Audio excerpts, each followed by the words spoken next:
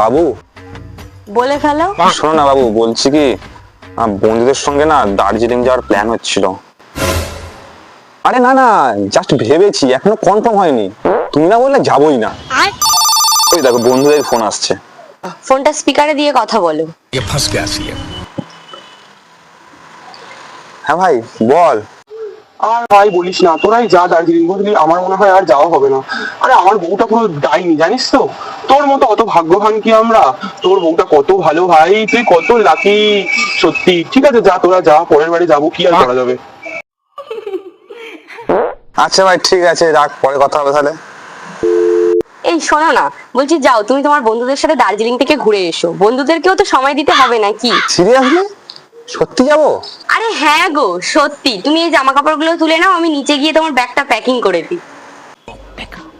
लेकिन ये साला कर क्या रहा है यहाँ पे?